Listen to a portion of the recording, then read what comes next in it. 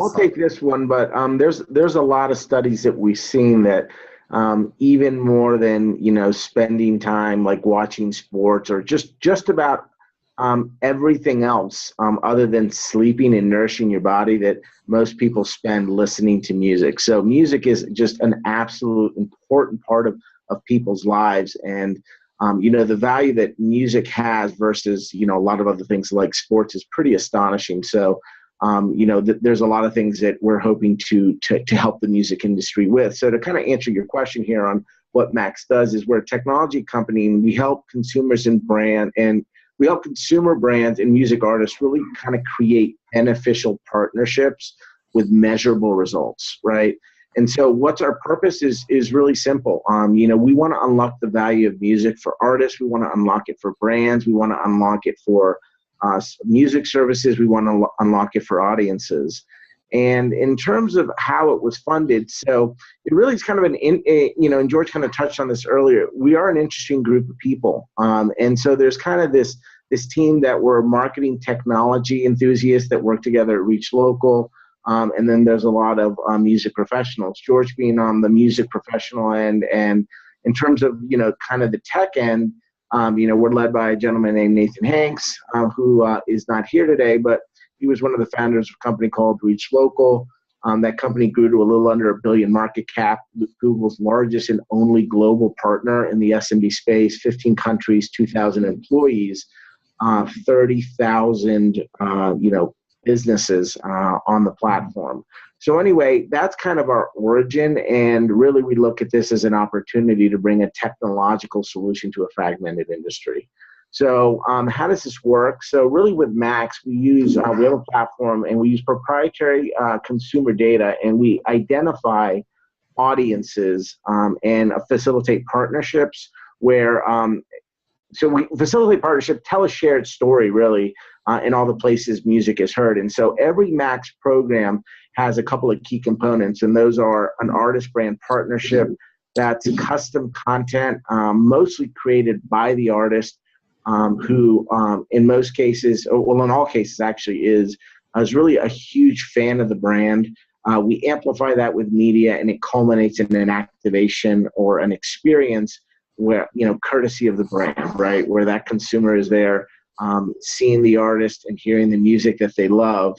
And, the brand is there to present that to the consumer. And when you make that authentic connection, we really feel as a brand that you can create a lot of loyalty. Thanks. So, and is it just for music and startups, music and corporation, or is it also, can key influencers use the platform? Like for example, YouTube star, or is it purely for music audiences? So today, it's only music because that is kind of the key content. A piece of the content, the most important part of the content that's being created by the artist. And you look at the value exchange where, and George, can probably answer this better than anyone, but what artists need today is exposure. They desperately need exposure to grow their careers. It's a proven fact. If they don't get it, they won't make it. And this isn't just for emerging artists. Justin Bieber recently released new music, and guess what? He needs exposure as well, right? And there's a marketing budget behind new music, right, being pushed out. And Max can be a platform to help artists get new music out in the world, which ultimately will drive what they want, which are downloads, streams, merch sales, exposure to grow their career. So today, it's primarily based off music and artists because that's the industry that we really want to fix. Nice. Thank you, Carlos. So, and I think, so here we answered this question here, entrepreneurs or established businesses. Well, actually not really. So what are the sizes of the businesses that do business with you? Big brands, smaller corporations? So I'll take this one. So we really today, we work, and we'll talk about this, I guess, a little bit later, but we work with some of the best brands in the world, right?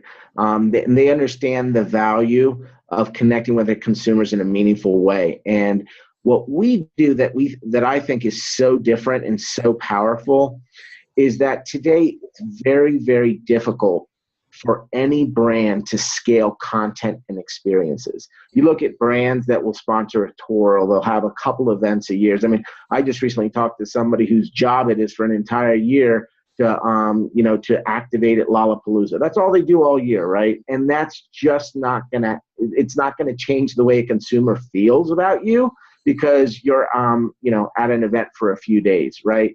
And it's hard. Why are they doing it that way? Because it's really hard. And that's what I think we can do, is really help great brands scale content and experiences all across the country or in North America, where they're regularly connecting with their consumers in a special way. And so we do work with entrepreneurs as well as established businesses.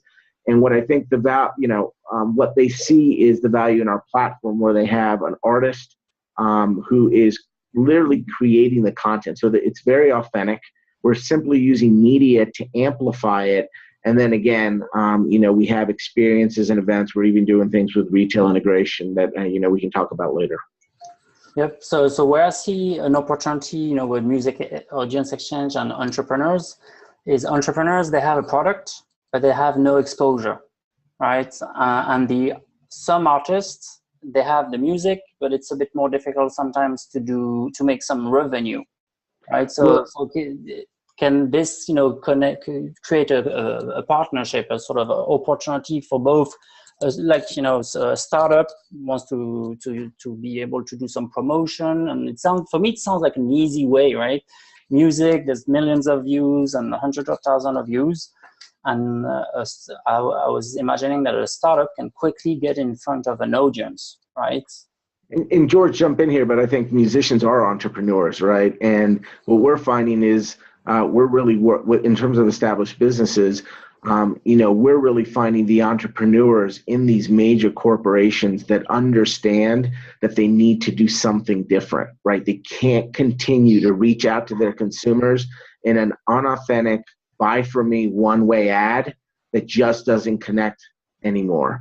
So we are working, the entrepreneurs are the musicians and the mavericks within the brands that understand they need to do something different. George, that's really well said. And I mean, there's one of my favorite sort of thinkers in the internet space, this guy Hugh McLeod, and he sort of draws cartoons, and I've got one on my wall, and it says all artists are entrepreneurs and all entrepreneurs are artists.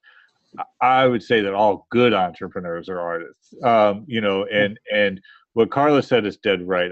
I will say that going back to your earlier point about sort of disruption, the one, well, I guess there are probably a bunch of disruptive moments about Max, but one of the core ones is that artists have effectively been banned from radio play unless they are signed with a major label. And there are reasons for that go beyond just sort of they can't afford it, to pay the payola. It's more about sort of frequency. In other words, if you're an artist and you got $1 million in your pocket to pay the payola, they'll take your money, but they know you're not going to come back every week. So they're going to prioritize. And so that's created this terrible, terrible inefficiency in the market. And one of the things that I'm most thrilled about with Music Audience Exchange is that through these programs, and as Carlos said, sort of the brand mavericks, and I guess that's the right word. I would just think of them as really people. There are a lot of smart brand people, right? So this is just an opportunity, I think, hits them really where they believe. And then these artists that realize that, as Carlos said, it's sort of the attention society now. And so you put these moments together, and what's happened is, it's been very satisfying to me personally, is so Carlos and team articulates a campaign. The music as part of that campaign from a band starts getting played as part of the promotion. But then something magical happens, and people that are hearing it start asking the stations what that is, which then compels that station to take that artist and put them into regular rotation. I can't overstate the significance of that. And no one who hasn't fought in the trenches of the music industry for 25 years will understand it the way that I do. That is something close to a miracle, right? And so that's like the purpose, that sort of vision, I think, that drives Max. And what's cool about it is that as part of the byproducts of that vision are as Carlos says, these well-articulated campaigns that satisfy both the brands, the artists, and then most importantly, the customers for each.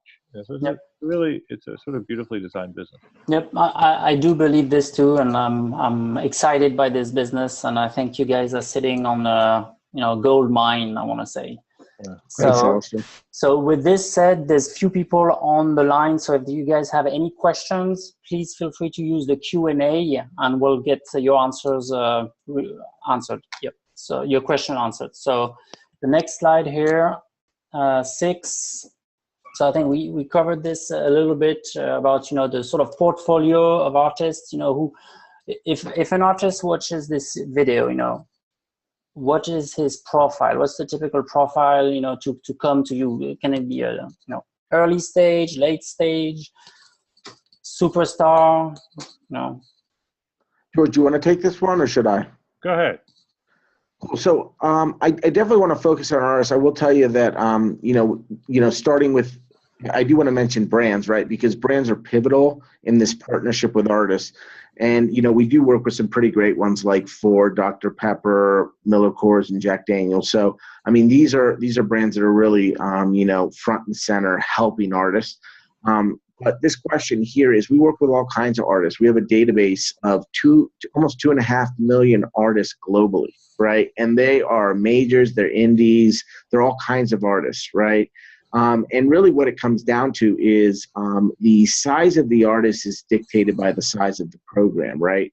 So if you are interested in working with a major, right, then you have to have a program that has massive reach to make it an equitable value exchange, right? Where if you want to work with a Justin Bieber, then it's, the brand is really going to have an impressive program through Max that really reaches massive amounts of audience to be equitable, right, for the size of that artist.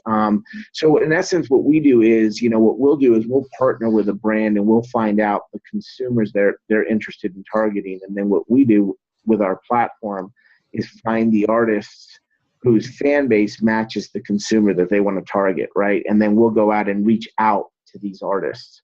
So they can be indies, they can be majors. It really just depends on the type of program that we want to run.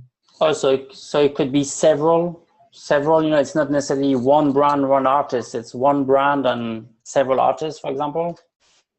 Yeah, we just finished something right now in Chicago where there were 4 artists with Coors Light and a program over a few months. So we work with other brands that every month they're working with different artists, getting their music out in the world. So absolutely. George, I don't know if you have anything to add. Yeah, well, I just want to sort of relate it. Look, one of the fundamental problems of sort of putting music together with brands is it's been sort of a very sort of dark or soft science, right? In the sense of, well, I don't know, let's stick a song in it, right? Well, did that work? Was there ROI for the brand? Was it good for the artist, right? And up until Max, it had been hugely anecdotal, right? It had been, well, I don't know, that seemed to work. And for the brand or the band, they're like, yeah, I don't know, And the thing that really, really delights me about this company is both for the artist side of things and the brand side, they're getting data. They're getting actual real data that they can use. Excuse me. Sorry. That they can use to then make business decisions. And I mean that. I mean, going back to one of your earlier points. I mean, artists are entrepreneurs now. They, whether they like it or not, they do have to make business decisions. It can no longer just be sort of decisions based upon gut and feel. And for too many years, the advertising business, and particularly the advertising and branding business, as it relates to music, has been very, very instinctive and very, very anecdotal.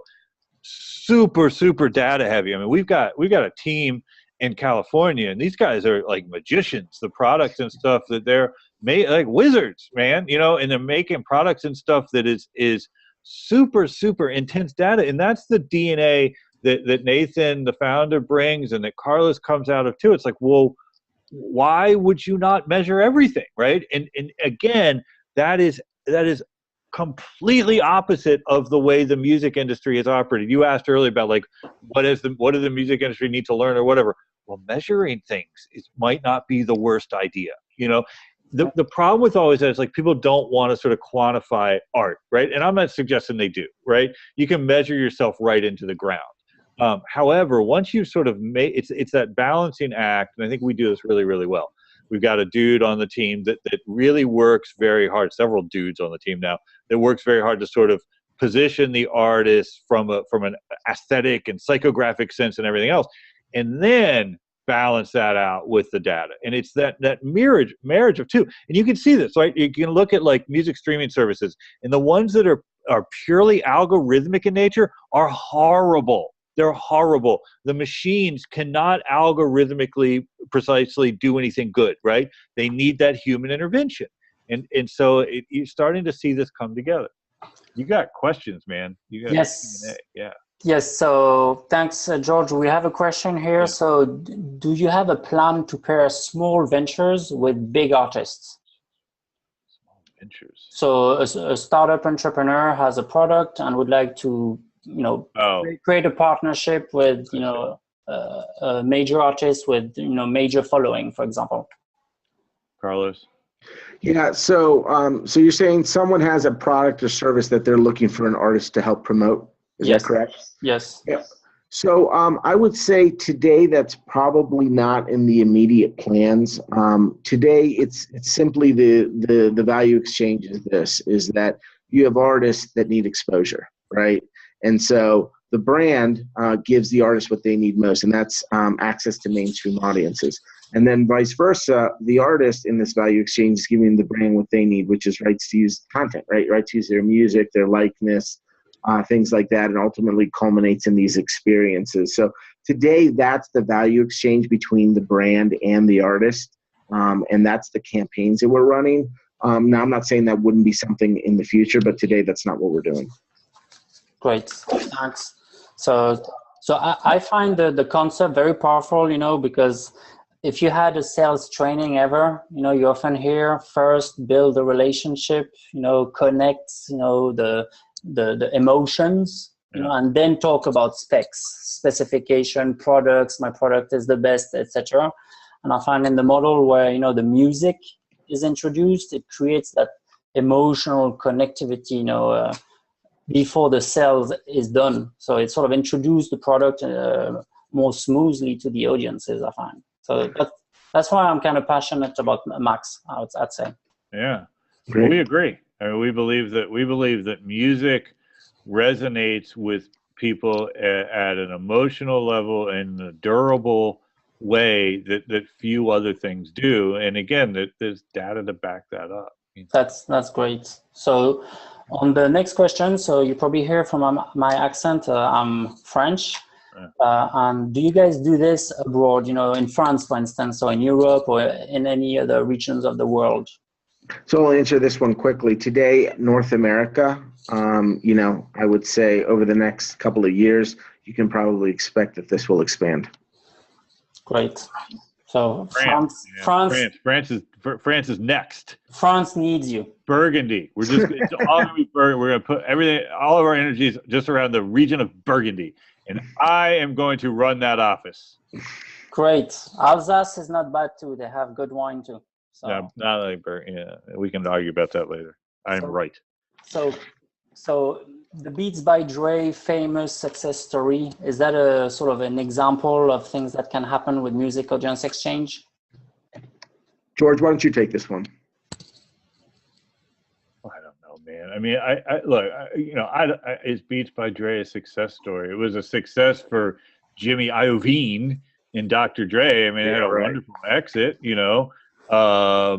wasn't a success for Apple from a pure sort of ROI. I mean, they paid an awful lot of money for that.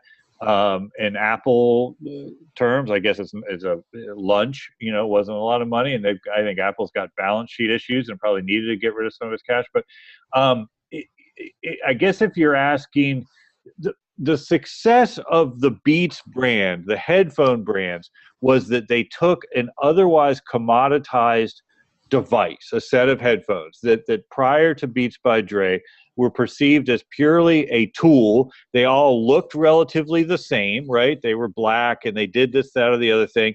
And Beats transformed them into something that is actually a fashion statement, right? The other company that does that really well takes commoditized tools and transforms them into aspirational things is Apple, right? And so they do that very well. I guess there's a love match there. It's hard. I don't really understand the question. Is that the future of the music industry? Can brands and I mean, that's what we're doing. It's the present of the music industry. Exactly. So, but it's going to become more and more, right? Brands and businesses partnering together. There's really a need, hence Music Audience Exchange. But I think it's getting bigger, right? Every day. Yeah. I mean, look at the explosion of live performances, right? That's only going to continue to happen, and brands are just sponsoring as many of those events as they can. So yeah, that's the partnership between brands and artists is only going to continue to grow. Thank you. So, does Music Audience Exchange have any success stories of matches between brands and artists that you can share? With names and to give an example to the audience. Sure. So I'll give you one that we just finished up. You being from France, you're probably familiar with the Cuppa matches, right? That was pretty exciting here in the States. And you guys were having the European Cup, I guess, over in Europe. But here, Bud Light was having an event in Phoenix, which was the Mexico-Uruguay game, right? And it was a Copa match. And they really wanted to have a Bud Light experience after the match, a concert with a band that would perform. And so really we worked with Bud Light and really analyzed who was the consumer that they were looking to target, who was going to be attending the game and the match. And we were able to really find, and to George's point about using data, quantitatively, we were able to look at and say who is Bud Light's consumer, and then from there find artists who match the consumer, whose fan base artists whose fan base matches the consumer they want to target. But then there's this whole qualitative piece, right, which is so important to ensuring that we have authentic relationships. And so we ended up working with a 3-time Grammy-nominated group called Los Cuates, which regularly have top 10 hits in the Mexican regional Mexican music. They are avid. They're from Mexico. They relocated to Phoenix a few years ago. That's where the match was being held, right, in Phoenix. They love Bud Light, and they're crazy about their national soccer team. So anyway, it was really just a great match, right, between the brand and the artist. And so the band was releasing new music, and they really wanted exposure. And so, we were able to pair them. And what ended up happening is we ran this campaign where we were, the content was their music, and it was, enter to win, to have a Bud Light experience, and come see this band perform right after the soccer game. And there were just the engagement rates online were amazing. There were thousands and thousands of people that entered to win. To have this, VIP Bud Light experience. And it included point of sale and retail stores talking about the promotion, all those types of things. And it ultimately culminated in the game had like 60,000 people. The concert that followed had 10,000 people. And I was told by the venue that there were more people at the post game of that event than there were after the Super Bowl party. Right, post party, and it was it was an amazing experience. The brand was able to see a really big lift in sales directly from this campaign. So from a brand standpoint, it worked really, really well, both online, in store, as well as the venue, liquid to lips. And then I would say from the band standpoint, they were able to get exposure for their new music. They were able to work with a brand that they love. They were able to perform in front of a really large audience. So it really was, I think, an amicable relationship that worked out for both. Excellent. Thanks, George. Nothing to add? He said that so beautifully. What can I possibly add to that? All the right notes. So when you evaluate artists, so do you even evaluate artists? Do you look at the total audience? So how does it work? If there's an artist listening, how does it work? They create a profile, there's an evaluation. So tell us a bit about the process. How does it work? Go ahead, Carlos. Okay, so when we evaluate our, we look at total audience, social network. So we look at a few different things with an artist, right? So where we look at so our database of 2.5 million artists, right? Any artist that's serious about their music is distributed on places like iTunes, Spotify, Pandora, right? So we're able to aggregate all this data through a number of ways, whether it's APIs, whether it's scraping, whether it's other ways that are proprietary. And we look at artists and we say, how many people are streaming their music?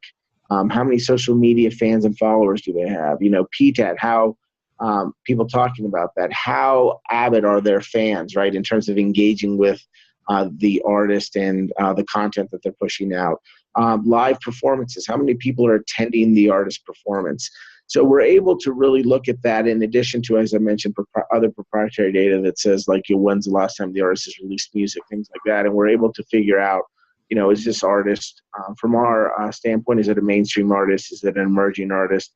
And then from there, we look at their fan base, right? What is the complexion of their fans? Are they, what are their age? What is their demo? What is their background? What are they interested in? What are they not interested in? And that's really, I think, how we more determine the right fit for an artist with a brand. But all of that is just numbers, right? At the end of the day, the manual part is still picking up the telephone, speaking with that artist, and ensuring, and there's some just amazing stories that we have of artists that are working with brands that, they grew up. We're working with a brand right now with McDonald's, and their mother is going to be sending us a video of the kids having their birthday party there when they were growing up. Right? They love McDonald's. They grew up having their birthday parties there, and that's what we're looking for. That's the intangible that data won't tell you, right? And that's a conversation between an artist and us, and that's what I think elevates these campaigns more than total audience size, social networks, and all that kind of stuff. That's excellent, and that comes also from my question earlier. If you guys also partner with YouTube stars, singers, that do this in their bedrooms, and they get 10 million views, and people really love them, like them. It's also an opportunity for them, I guess, to monetize what they do, on a YouTube channel. But that's not the target today, right? That's not the target today. Yep. Okay, so we have a question here. What sort of contract is signed between artists and brands, if any? Is that all carried through the Max platform? George, why don't you take this one? I'll take that. So look, of course there are contracts, right? Contracts protect both the brands, the artists. All they do is delineate out incredibly clearly. Our contracts, I will say, with some degree of pride and authorship, are in comparison to most record industry contracts, which are like telephone book links. Remember my whole little spiel about information asymmetry and obfuscation? These we worked exceedingly hard to be very fair and very transparent, and essentially just delineated out. The amazing thing is, and I remember sort of like writing the contract up, one of the core elements of a contract is that there's sort of this quid pro quo, this give and take. And I'm thinking, we're given a lot here. The artist is getting a lot. What are we really getting back? And of course, what we're getting back is we're building this amazing sort of ecosystem. But these are just almost impossibly artist-friendly agreements that really and that's just because our sensibility is that we're providing access and opportunity to these artists, and these artists are coming with this incredible asset of their talent and their song. And when contracts are really easy to get done when the parties' values align, right? And then you're just memorializing expectations. But of course, Thank you, George. And we have Kendall Minter also viewing this event there, so I'm sure he's going to find all this information very useful. He's a music industry lawyer. He works with a lot of stars, celebrities. So hopefully he can share the message too.